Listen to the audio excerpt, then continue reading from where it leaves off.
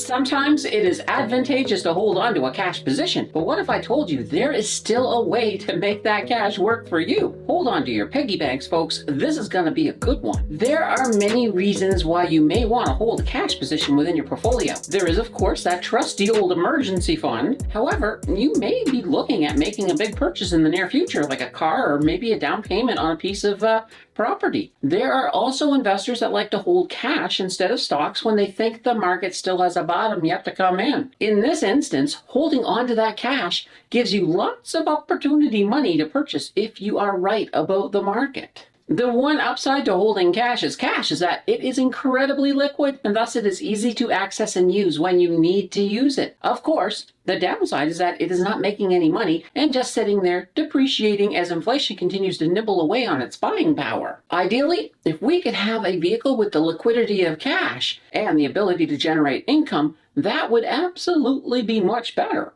Join the conversation. Let us know in the comments if you are maintaining some amount of a cash position. Your participation is, of course, well appreciated. Don't forget to like and subscribe to stay up to date on future content, and a huge thank you for that click. What are your options when it comes to saving money and gaining, well, some amount of income at the same time? The first obvious choice is to just deposit it in a high-interest savings account. Most of the big 6 banks will offer you an amazing introductory rate, which can often be around 5%, although it only usually lasts for maybe 3 to 6 months if you're lucky, and then it drops down between 1.25 and 1.60%, which is really not that good. There are some online banks like EQ Bank that will pay you 2.5%. That is not too bad, but it is still pretty low. And there are still better options. GICs, for example, are a great option if you do not need access to your money anytime soon. Currently over at EQ Bank, the 1-year GIC is returning 5.25%, which is not too shabby at all. The downside is that this ties up your money for 1 year. If you are looking for fixed income or you don't need that money within a year,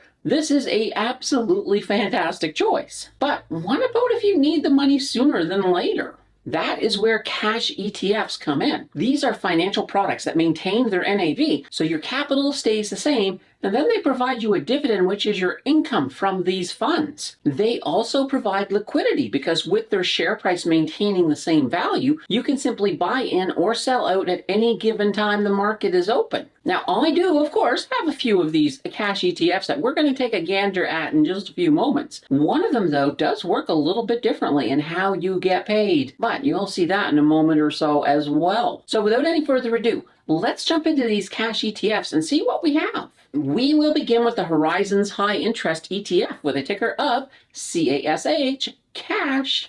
In a nutshell, this ETF is able to maximize monthly income for shareholders while preserving capital and liquidity by simply investing primarily in high interest deposit accounts within the Canadian banks. The interest rate they make is much higher than what we can get with these same banks, as they're provided some institutional rates, which are significantly more than what those same banks offer to us. That is how they are able to afford these ETFs. They're making money and we're making money. Everybody's happy. CASH has net assets of $2.779 billion, and their NAV is at 50.0001. And their current price right now is listed at $50.04. Now, you will see this price climb a wee bit as you move towards the ex-dividend day, which then always resets it right back to $50. The management fee on this ETF is 0.10%. They provide a yield of 5.17% that is paid out monthly in the amount of 20.57 cents per share. Now, keep in mind, as the interest rates go up, that number goes up as well. Up next, we have the Purpose High Interest Savings Fund, which has a ticker of PSA. They actually have been around longer than any of these other cash ETFs, so they've definitely got some staying power. This ETF, they're also investing primarily in high interest deposit accounts within Schedule 1 Canadian banks. Schedule 1 simply means the big 6. They have the same great benefits of liquidity and price stability. Their net assets come in at $5 billion. They have a NAV of $50.01. Their current price is at $50.04. Just like the cash ETF, you will see this price climb a bit as you move towards that ex-dividend date, and then it resets it back down to $50, well, technically $50.01. Their management fee comes in at 0.15%. They have a dividend yield of 5.06%. That is paid out monthly in the amount of 20.6 cents per share. We have another Purpose ETF. This one is the Purpose Cash Management Fund, which has a ticker of MNY. This ETF also aims to maximize monthly income for shareholders while preserving capital and liquidity by investing in high-quality money market instruments. This is the newest one on the block, so their net assets only come in at $325.40 million. That's why they're so much lower. They are also a little more expensive than the others. Their NAV comes in at $100.01, and their current price is $100.06. You will see this price climb as well as we move towards the ex-dividend date, but then it always does reset back down to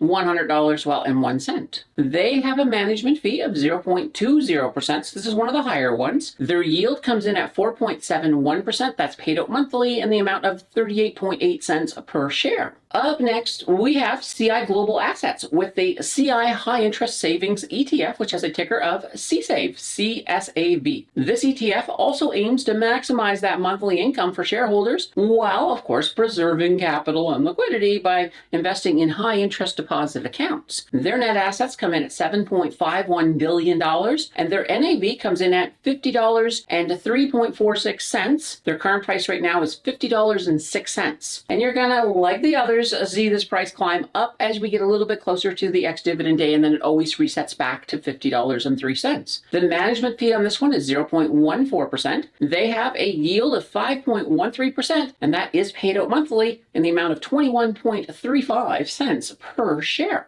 We have another one from Horizons, and this is the one that is a wee bit different. It is the Horizons Cash Maximizer ETF with a ticker of HSAV or HSAV. Their net assets come in at $2.148 billion.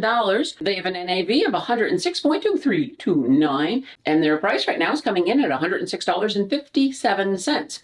Their management fee comes in at 0.18%. Now the yield, not a dividend yield, but the yield on this fund is at 5.25%. This yield is not actually paid out. In fact, it is reinvested, and the share price then grows as a result. So you are still making your money, but it is via growth instead of dividends. This one, I will be honest and say, it does scare me a wee bit, only because I have seen in the charts at least one major drop that if I was saving money in this one, well, that would have tied that money up unless I was willing to take a loss, which goes against the whole point of what we are doing here. So with this one being an option, I would just caution you a little more on it than the other ones. This one can offer some tax benefits if you are holding it in a non-registered account. Instead of getting taxed on all of the dividends, you would only be paying on capital gains. And that seems to be the only big advantage that I really see in this one. Speaking of taxes, the best place to hold these funds, of course, is in your TFSA. In your TFSA, there's no worries though, as those tax savings, yes, they may add a couple of days to getting your cash out when you need it. But keep in mind, when you do pull your cash position out of a TFSA, you're going to lose that room until the new year rolls in. Then you get all of that contribution room back, which is awesome. Keep in mind, these yields do go up when interest rates go up. So with the Bank of Canada indicating that we may have one or two more rate hikes, we could see even higher returns on these cash positions. One other slight cautionary thing to keep in mind is that because these involve putting your money into an ETF, that ETF does not have the same insurance as, for example, putting it into a bank account. Hopefully, that has given your cash a few options for you to research and determine if they are the right fit for your money. Keep the learning going. Watch my video on Brookfield Asset Management linked on the left, or test YouTube's recommendation skills by checking out the video on the right. Your choice will decide the winner, and I'll see you in the next video.